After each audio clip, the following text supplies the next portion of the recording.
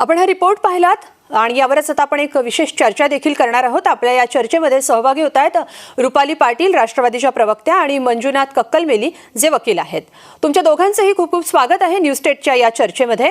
मी पहिल्यांदा जाणार आहे रुपाली पाटील यांच्याकडे। रुपालीजी, खरं तर या सगळ्या प्रकरणावरून जितेंद्र आव्हाड यांनी एक इशारा दिलेला आहे, मात्र किती मोठ्या प्रमाणात असं धर्मांतर झाल्याचा दावा करण्यात येतोय, त्यामध्ये तथ्य असू शकतं।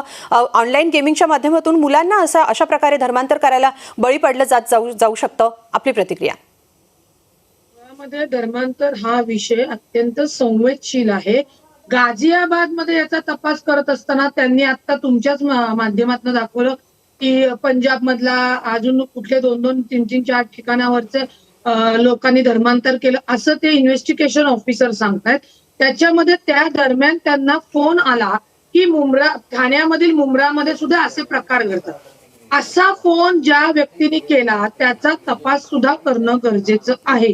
कारण का राज्यामध्ये सध्या काय चालू आहे एक लक्षात घ्या, हा विषय फार गंभीर आहे आणि राज्यासाठी देशासाठी महत्वाचा आहे।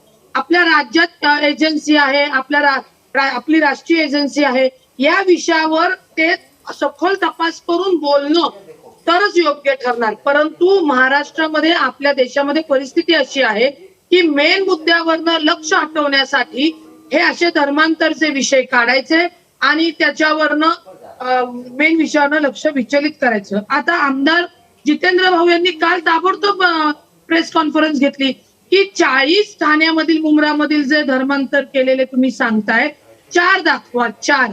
आता त्यांनी त्यांचं जे आव्हान आहे ते गाझियाबाद असेल, राष्ट्रीय जी काही आपली संस्था आहे त्यांनी स्वीकारून ती 4 पुराव्यानिशी दाखवणं गरजेचं आहे। आणि धर्मांतर ही जे रॅकेट आहे अशा या रॅकेटवर तातडीने कारवाई करणे, त्यांना त्यांच्या कठोर शिक्षा होईल याची पोलीस तपासामध्ये करणे, या सगळ्या गोष्टी महत्वाच्या आहेत। परंतु ठाण्यामधील मुंब्राचा जो विषय घेतला त्याला आमदार जितेंद्र आव्हाड यांनी थेट आव्हान दिलेलं आहे की तुम्हाला जो फोन येतो आणि तुम्ही सांगताय की ठाण्यातील 40 जणांनी धर्मांतर केलेलं आहे, त्याच्यामध्ये तुम्ही सांगताय की अल्पवयीन मुलं सुद्धा आहेत, म्हणजे हा गंभीर प्रकार तुम्ही पुराव्यानिशी समोर आणला पाहिजे। नाही तर या एजन्सीनी कोर्टासमोर खरं हा तपास सांगून तिथे कठोर कारवाई होणं गरजेचं आहे। मीडियासमोर अशा पद्धतीने ट्रायल करून किंवा मेन विषयावरनं आपलं जे सरकार आहे भाजप, हे मेन विषयावर लक्ष विचलित करण्यासाठी सातत्याने जो टर्न घेतात तो अत्यंत देशासाठी, राज्यासाठी घातक। अगदी याच मुद्द्यावर आपण मंजुनाथ कक्कलमेली यांच्याकडे जाणार आहोत। मंजुनाथजी, कायद्यामध्ये नेमक्या काय तरतुदी आहेत अशा प्रकारे एखाद्या धर्मांतर केलं जाऊ शकतं का, आणि त्यानंतर या अशा गोष्टीला बळी पडणाऱ्या लोकांवर जे पाडले जातात त्या लोकांवर काय नेमकी कारवाई होऊ शकते, कायदा काय सांगतो? नक्कीच प्रथम पहिल्यांदा आम्ही न्यूज स्टेट न्यूज नेशनचं धन्यवाद मानू इच्छितो। वाय? बिकॉज खूप महत्वाचा आणि सेन्सिटिव्ह मुद्दा आज आपण चर्चेसाठी घेतलेला आहात। उत्तराकडे येतोय। सध्या ज्या काही प्रकरण दिसून येतात, लव्ह जिहादच्या म्हणा, धर्मांतरच्या म्हणा, त्याच्यामध्ये मला प्रामुख्याने सांगायचं आहे, एक आपल्याला एक यंगस्टर म्हणून मला सांगता येईल की marriage is a matter of choice. याच्यामध्ये एक फ्रीडम आहे, याच्यामध्ये एक फंडामेंटल राईट सुद्धा आहे जे which is enriched in constitutional rights. त्याच्यामध्ये आर्टिकल 25 सांगतं की राईट टू रिलीजन आहे। मंजुनाथजी, तुम्हाला थोडंसं थांबवते, याच मुद्द्यावर संजय राऊत बोलतायत, ते आधी ऐकूयात, थेट जाऊयात।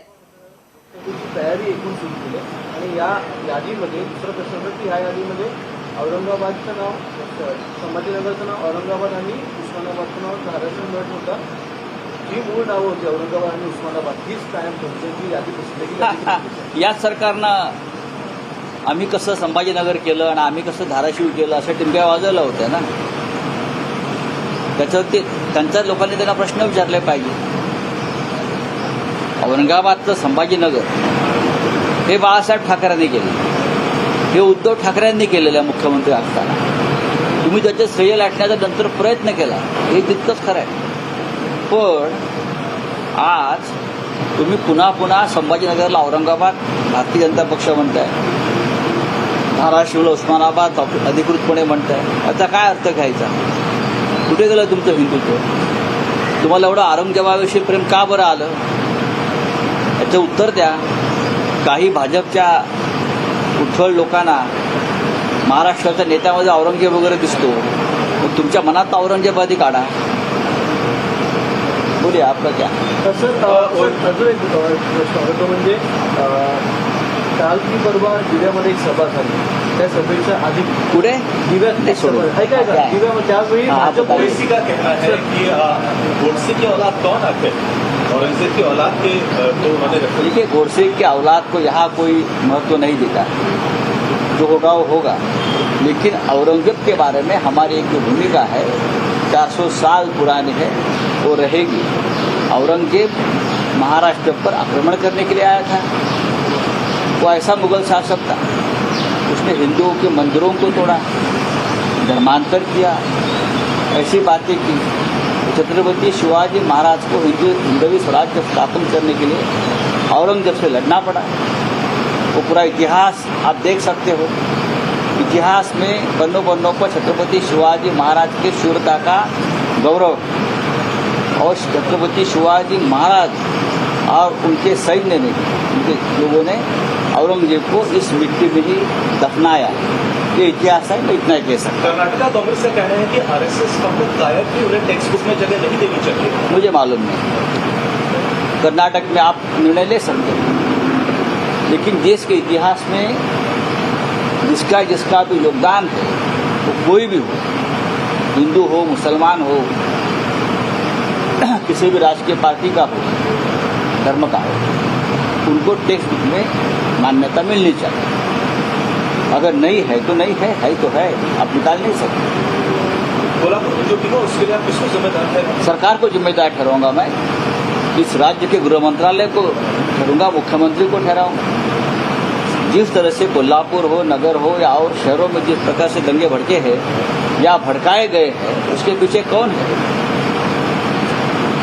औरंगजेब के नाम से 400 साल बाद भी इस महाराष्ट्र में दंगे होते हैं. जिस औरंगजेब को हमने 400 साल पहले महाराष्ट्र में दफनाया है, उसे अपने राजनीतिक स्वार्थ के लिए जिंदा किया जाता है बार बार, इसलिए कि कर्नाटक में बजरंगबली की जादू नहीं चली, तो आप औरंगजेब को लेकर यहाँ राजनीति करते हो, तो जिम्मेदार कौन है? आप लोग ही है.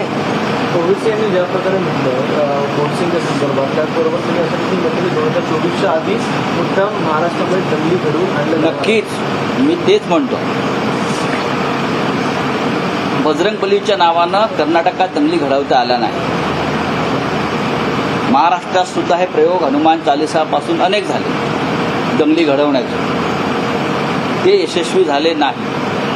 त्याच्यामुळे आता औरंगजेब, अफजल खान, निजाम, शाहिस्ता खान, बरं का, आदिल शहा, अमुक शहा, तमुक शहा, असे शहा दिल्लीपासून महाराष्ट्रापर्यंत त्यांच्या नावानं दंगली घडवायचे प्रकार सुरू आहे. पण महाराष्ट्राची जनता सुज्ञ आहे. अमित शहा नांदेडच्या दौऱ्यावर आहे, येऊ द्या. सभा घेणार आहे. येऊ द्या. अख्खा देश त्यांचा आहे 2024 पर्यंत. मग पाहू. तर मुंबईमध्ये देखील धर्मांतराचा चार्ज धर्मांतर मला त्याच्याविषयी माहिती नाही. सर 3 दिवसासाठी मुख्यमंत्री काश्मीरला गेले. 3 दिवस सुट्टी आहे. मागे देखील गेले त्यांनी सांगितलं होतं कुठेतरी पूजा करण्यासाठी. कुटुंबासह गेले असतील. बर्फ पडतो आहे, बर्फाची मजा काही वेगळीच असते. इकडे उन्हाळा आहे, डोकं शांत करायला गेले असतील. भविष्यामध्ये मंत्रिमंडळ विस्तारानंतर जे स्फोट होणार आहे आणि त्या संदर्भात अमित शहा यांनी त्यांना जे आदेश दिलेले आहेत मंत्रिमंडळातील बदलाचे आणि काही लोकांना वगळण्याचे, ते ओझं घेऊन ते काश्मीरला गेले असतील. भविष्यातल्या मंत्रिमंडळ विस्तारात जर होऊ शकला तर मिंदे गटाच्या 4 प्रमुख मंत्र्यांना वगळण्याच्या सूचना या अमित शहानी परवाच्या भेटीत दिल्याची माझी माहिती. चला, धन्यवाद.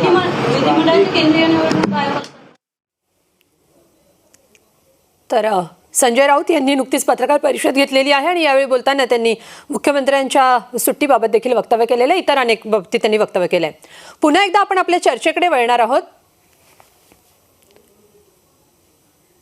तर संजय राऊत यांनी आज ज्या विषयांवर भाष्य केलेलं आहे त्यामध्ये मुख्यमंत्र्यांचा जो काश्मीरचा दौरा आहे किंवा काश्मीरमध्ये ते जे सुट्टीवर गेले त्यावर देखील त्यांनी वक्तव्य केलं आहे. मंत्रिमंडळ विस्तारानंतर जे स्फोट होतील त्याआधी डोकं शांत करण्यासाठी ते गेले असतील असं खोचकपणे संजय राऊतांनी म्हटलंय. सोबतच 2024 पर्यंतच हे सरकार राहणार आहे याचा पुनरुच्चार देखील संजय राऊतांनी आता बोलताना केलेला आहे.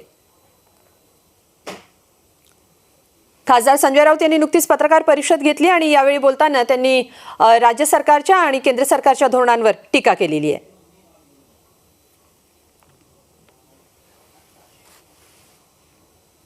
पुन्हा एकदा आपल्या चर्चेकडे वळूयात. आपल्या या चर्चेमध्ये आपल्यासोबत रुपाली पाटील राष्ट्रवादीच्या प्रवक्त्या आहेत आणि मंजुनाथ कक्कलमेली वकील सुद्धा आहेत. मी पुन्हा एकदा मंजुनाथ कक्कलमेली यांच्याकडे जाणार आहे.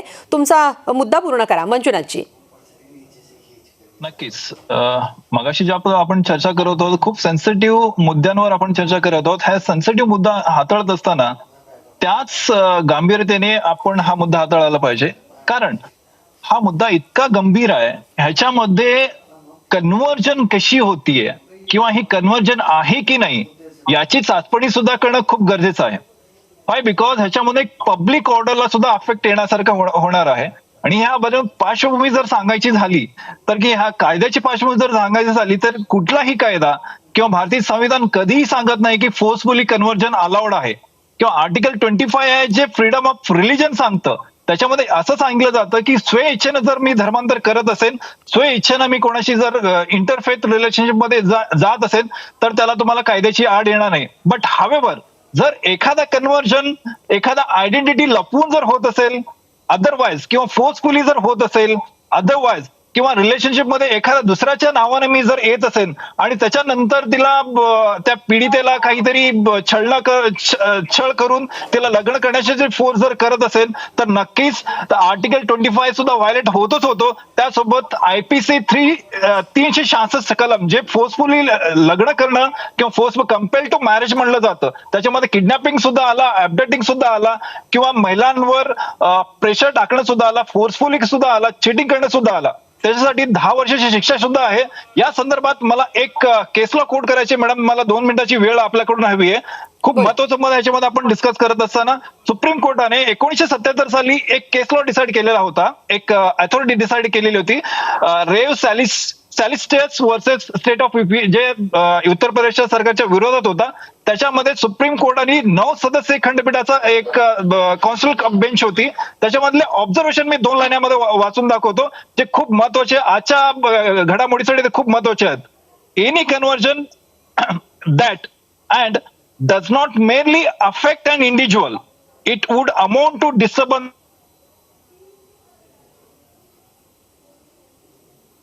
मंजुनाथ यांच्याशी तांत्रिक कारणामुळे आपला संपर्क थोडासा अडथळ्याचा ठरतोय. पण मी जाणार आहे आता फिरोज मिठीबोरवाला, मुस्लिम सामाजिक कार्यकर्ते देखील या चर्चेमध्ये सहभागी झालेले आहेत. फिरोजजी, स्वागत आहे आपल्या न्यूज स्टेटमधल्या या चर्चेमध्ये. आपण पाहतोय ज्या पद्धतीनं 400 मुलांचं धर्मांतर झालं असण्याची शक्यता किंवा दावा गाझियाबाद पोलिसांनी व्यक्त केलेला आहे. इस्लाममध्ये काय नेमकी म्हटलेलं आहे अशा प्रकारे धर्मांतर केलं जाण्याला किंवा कितपत मान्यता देण्यात आलेली आहे इस्लामच्या दृष्टीनं? एक तो मैं मुस्लिम सामाजिक कार्यकर्ता ना हूँ, मैं एक सेक्युलर सामाजिक कार्यकर्ता हूँ, मैं एक रिफॉर्मिस्ट भी हूँ. तो मुझे कृपया मुस्लिम करके, जैसे आपने संजय राउत को हिंदू शिव सैनिक नहीं बोला तो मुझे मुस्लिम बोलने की आपको जरूरत नहीं है. नंबर 1. जी जी जरूर जरूर. जी जी. दूसरी बात यह है कि जहाँ तक इस्लाम हो या कोई भी धर्म हो और भारत के संविधान के हिसाब से सबको अपने धर्म प्रचार और प्रसार और कन्वर्जन का अधिकार है. ये बात सही है, इस्लाम भी वही बोलता है.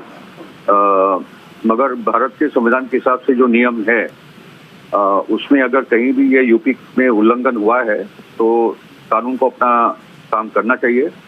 खाली इतना है कि अगर 400 बच्चे यूपी में कन्वर्ट हुए हैं और अभी तक यूपी के पुलिस को भी कोई भनक नहीं थी, तो मैं अभी अखबार पढ़ रहा था, जितेंद्र आवाड ने जो पोजीशन ली है कि आप 2 या 4 नाम भी दे दीजिए तो हमको कुछ पता चलेगा कि एक्चुअली हो क्या रहा है. क्योंकि अभी जो पूरी रणनीति बन चुकी है बीजेपी की कि वो जहां जहां भी सत्ता में है, महाराष्ट्र में हम देख रहे हैं कि पिछले 6 महीनों में कैसे दंगे भड़काए जा रहे हैं। मणिपुर आज जल रहा है, उत्तराखंड के एक पुरोला टाउन से वहां के मुसलमानों को निकाला जा रहा है, हरियाणा में एक चर्च पे अटैक हुआ है। तो ये एक रणनीति अभी बन चुकी है कि कोई ना कोई कारण से ये दंगे भड़काए जाए। और मैं तो खंडन करता हूँ कि जिन मुस्लिम नौजवानों ने औरंगजेब का वो पोस्टर लेकर चले थे, I don't like Aurangzeb either, मैं कोई आलमगीर वगैरह कोई मानता नहीं हूँ। उन्होंने संभाजी महाराज से लेकर जो सिख गुरुओं का जो कत्ल किया है, I don't respect Aurangzeb at all. ठीक है, वो एक शासक थे, उन्होंने मंदिर को दान दिया है वगैरह वगैरह, बट मैं उसको कोई खास इतिहास में स्थान नहीं देता है। तो माय पॉइंट इज के एक पॉलिसी अभी बन चुकी है, खास करके कर्नाटक के बाद बीजेपी पैनिक में है कि उनको और कोई कार्ड नहीं समझ में आ रहा था, क्योंकि टीपू सुल्तान का भी जो मुद्दा उठाया था तो कर्नाटक की जनता ने कुछ और ही उनको जवाब दिया कर्नाटक में। मगर मैं मानता हूँ कि महाराष्ट्र में एक हमारी एक कल्चर है यहाँ की कि हम लोग औरंगजेब जैसे लोगों को यहाँ नहीं मानते। उसके साथ में बीजेपी और आरएसएस वालों को ये भी बोलूंगा कि जिन्होंने महात्मा गांधी का खून किया गोडसे को, आप उनका भी पोस्टर लेकर चलोगे, उनके मंदिर बनाओगे, तो वो भी देश के लोगों को ठेस पहुंचती है। जिस सावरकर ने 1942 क्विट इंडिया मूवमेंट को बिट्रे किया था, अंग्रेजों के साथ गए थे, सुभाष चंद्र बोस के खिलाफ गए थे, उनको भी लेकर जैसे लोग ग्लोरीफाई करते हैं, तो ये सब इतिहास के सवाल है जो हमको सेटल करने पड़ेंगे, क्योंकि कहीं उनको ठेस लगती है तो कहीं इनको ठेस लगती है। तो ये सब बातें हमको गहराई से समझनी होगी। तो दिस इज द पॉइंट। इसलिए मैं ये कन्वर्जन के सवाल पे इतना ही आऊंगा कि इस पे एक जांच पड़ताल होनी चाहिए, और इसके जो भी तथ्य है, अगर इसमें वो मौलाना ने ये 400 बच्चों को ऑनलाइन गेमिंग से फंसाया है, बाद में उनको कन्वर्ट किया है, तो ये सब सत्य देश के सामने आने चाहिए। जी, इसी मुद्दे पर हम आगे भी चर्चा करेंगे। फिरोज जी, आप हमारे साथ बने रहिए। मी रुपाली पाटील यांच्याकडे जाणार आहे। रुपाली जी, धर्म कोणताही असो किंवा इतर काहीही असलं तरी पण अशा प्रकारे ऑनलाईन गेमच्या माध्यमातून मुलांना फसवलं जाणं, त्यांचं ब्रेन वॉश केलं जाणं, हे कितपत धोकादायक आहे? एक समाज म्हणून पुढच्या पिढीसाठी किती वेगळा एक आदर्श किंवा एक मेसेज दिला जातो या माध्यमातून? धर्मांतर करून घेणं, मुलांचं ब्रेन वॉश करणं, त्यांना धर्मांतरसाठी फोर्सफुली करणं, हे अत्यंत गंभीर आणि बेकायदेशीर आहे। मी मुळात न्यूज नेशनचं खरंच आभार मानते की तुम्ही जे ऍडव्होकेट मंजुनाथ कत्थलपल्ली आहेत, परत हे जे सिक्युलर आमचे जे बंधू आहेत, ते तुम्ही चर्चेसाठी बोलवले। एक लक्षात घ्या, डॉक्टर बाबासाहेब आंबेडकरांनी संविधान बनवले, कायदा बनवला आहे। जर तुम्हाला धर्मांतर करण्यासाठी जोर जबरदस्ती केली किंवा तुम्ही धर्मांतर केलंय, त्याच्यानंतर सुद्धा तुम्हाला रिअलाइज झाले की नाही आपलं धर्मांतर हे चुकलेलं आहे, तर आपल्याला परत आपल्या घरी धर्मामध्ये येण्याची ती तरतूद आहे। त्याच्यामुळे एक लक्षात घेतलं पाहिजे की अशा संवेदनशील विषयावर, अशा गंभीर विषयावर जेव्हा आपण चर्चा करतो किंवा आपण समाजासमोर जेव्हा मांडतो, तेव्हा अत्यंत जबाबदारीने आणि जे काही बोलणार आहोत ते पब्लिक पाहत असतो, त्याच्यावर इफेक्ट होत असतो। मी स्वतः वकील असल्यामुळे जे आपले ऍडव्होकेट मंजुनाथ यांनी जे मांडलं ते एकदम परफेक्ट आहे। आणि त्यावेळी म्हणतो तुम्हाला सांगायचंय की जर 400 मुलांचं धर्मांतर झालं असं गाझियाबादचे इन्व्हेस्टिगेशन ऑफिसर सांगतायत, तर त्यांनी 4 ठाण्यातले मुंब्रामधले जे धर्मांतर झाले त्याचे पुराव्यानिशी सिद्ध करावे।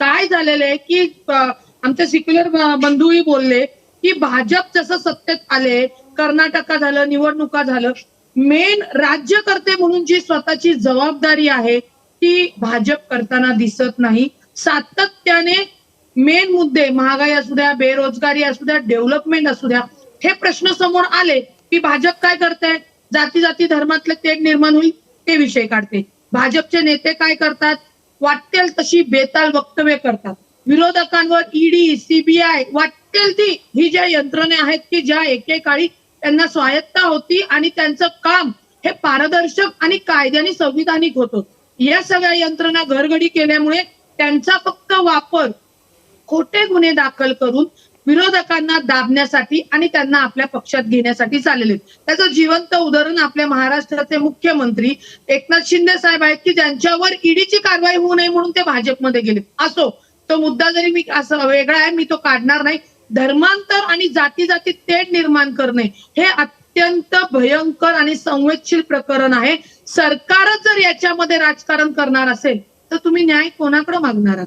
का तुम्ही आज छत्रपती शिवाजी महाराजांनीच हिंदवी स्वराज्य स्थापन करताना यांनी सांगितलं की आम्ही औरंगजेबाला मानतच नाही. त्यांनी जे छत्रपती संभाजी महाराजांसोबत केलेलं आहे आम्ही त्यांचं म्हणजे तरी जरी ते औरंगजेब मुस्लिम असले तरी मुस्लिम समाजातील आपल्या भारतीय मुस्लिम त्या औरंगजेबाला थारा देत नाही. मग जाणून बुजून तुम्ही तो विषय सातत्याने तुमचंच सरकार सत्तेत आल्यावर का काढतात? कोण आहे की जो औरंगजेबाचे चित्र फोटो नाचवणारा आहे? एवढी हिंमत वाढते कशी? आपली इंटेलिजन्स एजन्सी काय करतीये? राज्याची इंटेलिजन्स एजन्सी काय करतीये? या सगळ्या गोष्टीला जबाबदार भाजप आहे. जाणीवपूर्वक धर्मांतर असेल, जातीमधले तेढ निर्माण करणार असेल, हे भाजप फक्त राजकारणासाठी याचा वापर करते. परंतु आपल्या देशातील आपल्या महाराष्ट्राची जनता सुज्ञ आहे. त्यांना 2024 अगदी रुपाली जी, या मुद्द्याचा राजकारणासाठी वापर केला जातो असं तुम्ही म्हटलात. फिरोज जी, जिस तरह से इन मुद्दों को उठाया जा रहा है, जो सामाजिक माहौल है वो खराब करने की कोशिश की जा रही है इस ऐसे मुद्दों को सामने लाकर, आपको लगता है? नहीं, अनडाउटेडली, क्योंकि किस प्रकार से इनफैक्ट शासक पार्टी और इवन जो गोदी मीडिया जो भी एलिमेंट है, जैसे भी मीरा रोड का जो मर्डर केस हुआ है, जहाँ एक बॉयफ्रेंड ने अपनी गर्लफ्रेंड को काटा है, जब आफ्ताब का और वालवरकर का केस था तो किस प्रकार से मीडिया ने उसको 3 महीने तक चलाया था. और जहाँ तक अभी ये जो सामने का हुआ है, क्योंकि वो एक हिंदू ब्राह्मण है, तो मीडिया ने किस प्रकार से उसको दबा के रखा है ताकि उसका जो कम्युनलाइजेशन हो वो उससे तो वो होना नहीं था, इसलिए उन्होंने वो स्टोरी को दबा के रखी. और एक खुद मीडिया वक्त के दोस्त मुझे ये सब बातें बोलते हैं. दूसरा आप देखोगे कि कोल्हापुर के, और ये एक नियम है कि जिन्होंने बंद का कॉल दिया उन्हीं को पुलिस को पहले जाके पकड़ना चाहिए. मगर कोल्हापुर में जिन बीजेपी या आरएसएस संघ परिवार के लीडरों ने कोल्हापुर का कॉल का बंद दिया है उनको अरेस्ट नहीं हुआ है. और जो भी लड़के वहाँ तूफान मचा रहे थे, जो भी वीडियो कैमरा पे पकड़े गए, उन्हीं को पकड़ा है. मगर एक नियम होता है कि जिन्होंने कॉल दिया है उनको पहले जाके पुलिस पकड़े, मगर वो भी कोल्हापुर में नहीं हो रहा है.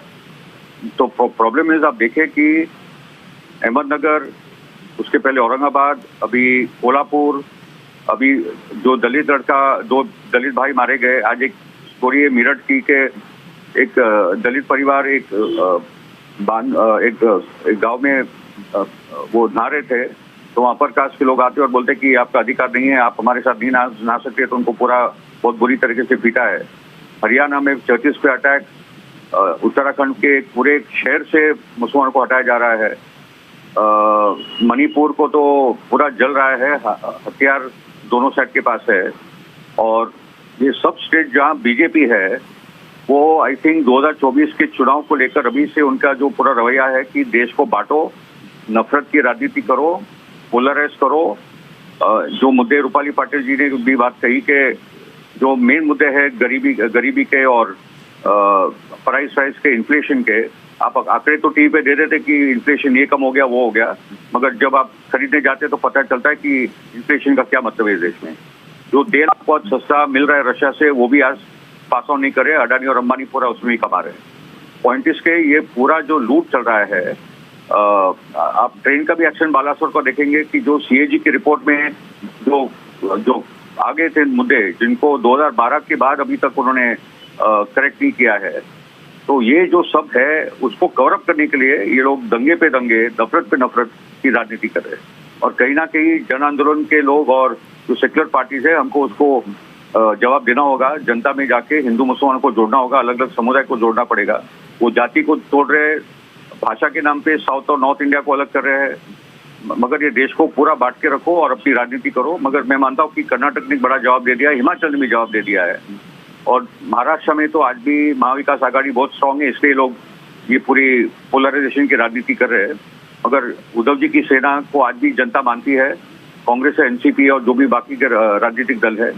और आई थिंक वो लोग एक पैनिक मोड में हैं, इसलिए वो लोग ये पूरे नफरत और दंगे की राजनीति कर रहे हैं. जी फिरोज जी, आप हमारे साथ बने रहिए. मी याच मुद्द्यावर आता मंजुनाथ कक्कलमेली यांच्याकडे जाणार आहे. मंजुनाथ जी, ऑनलाईन गेमिंगचा वापर करून या मुलांचं ब्रेन वॉश केलं जात आहे. त्यांना गेम जिंकण्यासाठी कलमा पढा असं सांगितलं जायचं आणि त्यानंतर ही मुलं ते करत गेले आणि अशा प्रकारे हे धर्मांतर झालं असा दावा या पोलिसांच्या या सगळ्या प्रकरणामध्ये समोर आलेला आहे. पोलिसांनी जी माहिती दिली आहे त्यानुसार. पण खरंच अशा प्रकारे ऑनलाईन गेम असेल किंवा इतर कोणतंही आमिष दाखवून धर्मांतर केलं जातं, ते कायद्याच्या पातळीवर कसं याला आव्हान दिलं जाऊ शकतो? कायद्याच्या माध्यमातून कितपत यामध्ये शिक्षा होऊ शकते? काय अधिक माहिती? नक्कीच नक्कीच नक्कीच तेव्हा आपण इंटेंट समजून घ्यायला हवं. इथे जर मगाशी मी बोलत असताना सुद्धा माझे कमेंट्स येताना सुद्धा मी हे बोललेलं होतं, जर एनी कन्व्हर्जन इज फॉर इंड्युसमेंट असेल, अल्युअरमेंट असेल, कोर्स असेल, कोर्सियन असेल, फोर्सफुली असेल, तर that is illegal and that is against the public order आणि ते कम्युनल डिस्टर्बन्स सुद्धा होऊ शकतं. का? कारण कायद्यामध्ये कुठलाही कायदा असं सांगत नाही की काही तुम्ही आमिष दाखवा, काही तुम्ही गेम जिंकण्यासाठी एखादा आमिष दाखवा आणि धर्मांतर करा असं आमिष दाखवा किंवा लग्न करण्यासाठी आमिष दाखवा. This is not at all maintainable. हे टोटली इलिगल असणार आहे. That is something what against the fundamental rights. That is हे आर्टिकल 25 व्हायोलेट होतोय. आणि असं जर एखादी घटना जर घडत असेल आणि कोणी कुठल्या तर मुस्लिम असो, ख्रिश्चन असो, इतर कुठल्याही धर्मांतराची करत जर असतील तर दॅट इज पॅनल प्रोव्हिजन्स त्याला आहेत. आर्टिकल 25 खाली सुद्धा त्यांच्याकडे आर्टिकल व्हायोलेट होतो आणि इतकंच नाही तरी 10 वर्षाची गुन्ह्याची शिक्षेची तरतूद आहे आपल्या IPC मध्ये. 366 होतं. जर एखादा लग्न वेगळ्या धर्माच्या नावानं वेगळं धर्म दाखवून दुसऱ्या धर्माचा जर लग्न करत असेल आणि असं जर असेल तर 376 सुद्धा त्यांना लागू पडत असतं. So looking at the seriousness, आता तो घटना सांगतोय ऑनलाईन गेमिंगच्या सगळ्या गोष्टी सांगतायत. दिस इज एक इंडस्टमेंटचा एक्झाम्पल झाला. जर इंडस्टमेंट करून तुम्हाला गेम जिंकून देतो ह्याच्यासाठी जणू कलमा पडवणं किंवा धर्मांतर करण्याचे सांगत असेल तर दिस इज समथिंग व्हॉट सिरियस. आणि हे जर खरंच असेल तर त्यांनी that is punishable under article 25 also. आणि युपीचा तर ऍक्टच आहे, आर्टिकल सेक्शन 3 खाली युपीचा अँटी कन्व्हर्जन लॉ आहे, त्या कायद्याखाली त्यांना शिक्षा होऊ शकते. अगदी. मंजुनाथजी, आणखी आपण कायद्याबद्दल चर्चा करणार आहोत. मी रुपाली पाटील यांच्याकडे जाणार आहे. रुपालीजी, ज्या पद्धतीनं फिरोजजी सांगत होते की ज्या काही घटना घडलेल्या आहेत, दुर्घटना घडलेल्या आहेत, त्या झाकण्यासाठी किंवा त्यावरून लक्ष हटवण्यासाठी अशा प्रकारचे मुद्दे चर्चेत आणले जातात. तुम्हाला नेमकं काय वाटतं? हे सगळं ही जी सगळी प्रकरणं आहेत त्याचा वापर कुठेतरी राजकारणासाठी केला जातोय, मात्र त्यामध्ये समाजाचंही तितकंच नुकसान होतंय? 100% फिरोज भाई जे बोललेले आहेत ते प्रत्येक नागरिक बोलत आहे. म्हणून तर मी न्यूज नेशनचा आभार मानते की तुम्ही प्रत्येक नागरिकाला इथे आणा आणि त्यांच्या मनात काय हे या भाजप सरकारला कळू द्या. कुणी आता मूर्ख राहिलेलं नाहीये. तुम्ही मेन विषयावरनं किंवा ज्या प्रश्न उपस्थित झालेले आहेत त्याला तुम्ही कायद्याच्या मार्गाने सोडवण्यापेक्षा अशा पद्धतीने जे समाजात तेढ निर्माण करणं, समाज अस्थिर करणं स्वतः सरकार जर करत असेल तर कुठलंही नागरिक ते सहन करत नाही. नागरिक आता वाढ बघतायत की हे ज्या आशेने भाजपला त्यांनी सत्तेवर आणलं होतं की आता 2024 यांना घरी कधी पाठवतोय. कारण का महागाईचा विषय असेल, नोटबंदीचा विषय, या कुठल्याही महत्वाच्या प्रश्नांवर भाजप बोलताना दिसत नाही. आणि सातत्याने जो आपल्यासमोर प्रश्न येतो की ऑनलाईनच्या माध्यमातून कलम पडवणं जाणे, तर त्याच्यावर कायदेशीर कडक कारवाई करा ना. तपास करून त्याचे पुरावे करून कोर्टासमोर द्या. त्यांना 10 वर्षाची शिक्षा होणार आहे. म्हणजे असं मॅटर जेव्हा फास्ट ट्रॅकवर चालतात, तुमचे पुरावे जेव्हा भक्कम असतात, त्यावेळी कोर्ट सुद्धा शिक्षा देताना त्याचा 10 वेळा विचार करून कन्फर्मली देते आणि समोरच्या माणसाला त्याचा धाक असतो. मग येणारी जी पुढची त्याची जो कोण ऑनलाईन करत होता त्याचे जे आजूबाजूची लोक आहेत त्यावेळी त्या मुलाला अटक होते. त्याचे तपासाचे भक्कम पुरावे पोलीस यंत्रणेचं काम फार महत्वाचं आहे. एजन्सीचं काम फार महत्वाचं आहे. त्याच्यासाठी सरकार सक्षम असणं गरजेचं आहे आणि या यंत्रणेला स्वायत्त यंत्रणेप्रमाणे काम करून देणे. परंतु सध्या राजकारणामध्ये या यंत्रणेचा वापर राजकारणासाठी वापरला जात असल्यामुळे अशी प्रकरणं दुर्लक्षित होत आहेत आणि त्याला नको तो प्रपोगंडा करून सातत्याने जाती धर्माचे तेढ हे आता आपल्याला होताना दिसत आहे. त्यामुळे 100% या सगळ्या प्रकरणाचा गैरफायदा सरकार स्वतः घेतंय आणि ही जी राजनीती आहे ही खूप कमी काळाची आहे. कारण का आता लोक खूप सुज्ञ आहेत आणि त्यांना हे कळून चुकलेलं आहे की जातीतले तेढ, एकमेकांची भांडणं, एकमेकांवर चिखलफेक करणं, म्हणजे राजकारण्यांची पण प्रतिमा नागरिकांमध्ये चांगली असली पाहिजे ना, की आपण कशावर बोलतोय, आपण मतदान यांना कशासाठी दिलेलं आहे आणि ही लोक काय करतायत हे करण्यासाठी नागरिक सुज्ञ आहेत. त्याच्यामुळे या सगळ्या जो काही बीजेपी राजनीतीचा गैरवापर करत आहे त्याला उत्तर स्वतः नागरिक 2024 तुम्हाला देताना पाहता. अगदी मी पुन्हा एकदा फिरोज मिठीबोरवाला यांच्याकडे जाणार है. फिरोज जी, जिस तरह से हम बात कर रहे थे इस पूरे ऑनलाइन गेमिंग के मामले में Punjab, Delhi, Maharashtra in sub states का नाम आया है. आपको क्या लगता है बीजेपी एक मुस्लिम समाज को टारगेट कर रही है या इस पूरे मामले का राजनीति के लिए जो है तो वो यूज किया जा रहा है? एक तो बहुत क्लियर है कि अगर ये गेमिंग वाला पूरा कांड चल रहा है, जो भी मौलाना इन्वॉल्व है वो सबकी इन्वेस्टिगेशन होना चाहिए और इन्वेस्टिगेशन बाद जो सजा उनको मिलनी चाहिए 10 साल या जो भी कानून होता है उनको होना चाहिए. ये कोई तरीका नहीं है कि आप बच्चों को गेम पे लाओ और कलमा पढ़ाओ, ये कोई तरीका नहीं है. ये कोई भी मुस्लिम देश का बोलेगा कि ये गलत हो रहा है, नंबर 1. दूसरी बात है कि आप देखें कि जो मोदी जी ने बोला था प्राइम मिनिस्टर ने कि हम लोग पासवान मुसलमानों को भी अभी अप्रोच करेंगे और उनका भी भला करेंगे. तो जब कर्नाटक का चुनाव आया तो उन्होंने जो ओबीसी मुस्लिम है कर्नाटक के उनका भी उन्होंने आरक्षण हटा दिया था.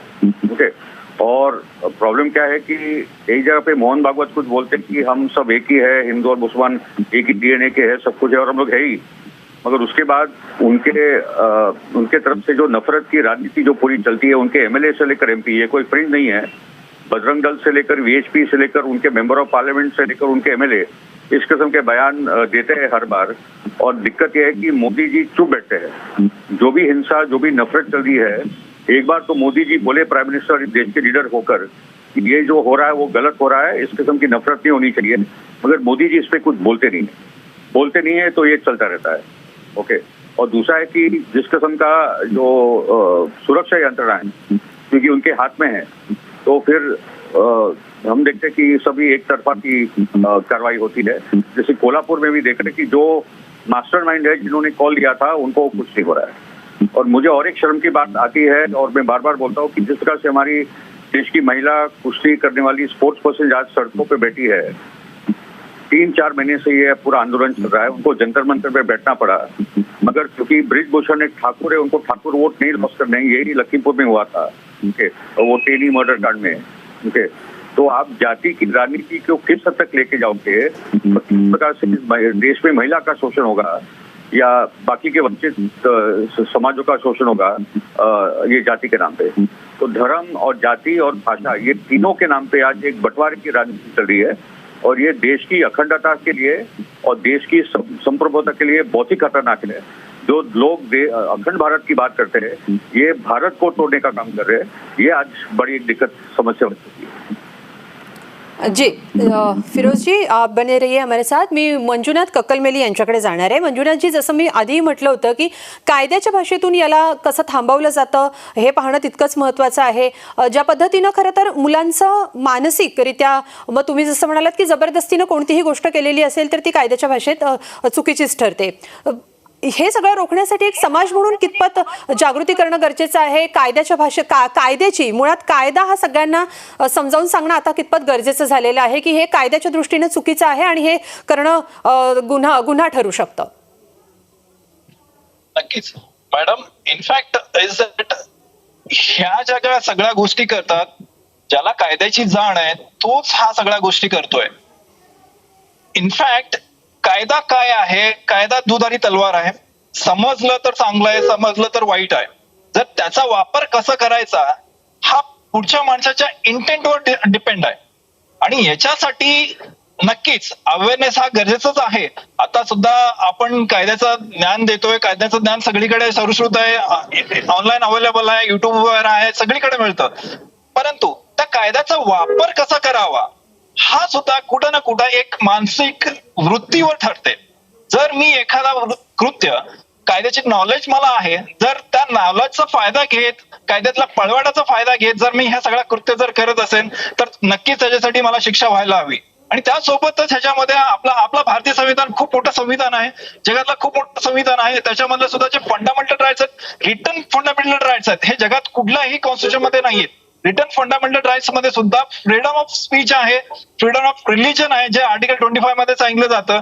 त्याच्यामध्ये तुम्ही धर्मांतर सुद्धा करू शकता, बट त्याच्यासाठी तुम्ही स्वतः विलिंग असायला पाहिजे, स्वइच्छेने असायला पाहिजे. परंतु जर हे कन्व्हर्जन फोर्सफुली असेल किंवा त्याच्यासाठी काहीतरी अलोरमेंट तुम्हाला देत असतील, काहीतरी तुम्हाला प्रलोभन जर देत असतील आणि त्या बेसिसवर एखादं कन्व्हर्जन होत असेल तर त्यावेळी नक्कीच त्यांना कायद्याचा बंडगा दाखवायलाच पाहिजे. त्यासाठी शासन खूप महत्वाचं काम रोल प्ले करत असेल. सोबतच जर समजा एखाद्या मुलीसोबत हा सगळा घटना घडत असतील तर ती स्वतः मुलगी ह्या संदर्भात खूप अवेअर न राहायला पाहिजे. आणि तिचं एक स्टेटमेंट एखाद्याचा बळी घेऊ शकतं किंवा एखाद्याची पीडिताच्याबद्दल उलगडा सुद्धा करू शकते. कारण एखादा समजा इंटरफेथ जर लग्न झालं असेल, एखाद्या हिंदू मुलगी जबरदस्तीने मुस्लिम मुलीशी लग्न जर झाली असेल तर तिच्या स्टेटमेंटमध्ये यावी लागते, त्यांनी मला हे प्रलोभन दाखवलं होतं, हिंदू बनून तो मुस्लिम माझ्याशी लग्न केला असं हे दाखवावं लागतं. आणि हे सगळं दाखवण्यासाठी सुद्धा त्या मुलीला योग्य तो नॉलेज असणं महत्वाचं आहे. आणि हे नॉलेज कुठून येणार?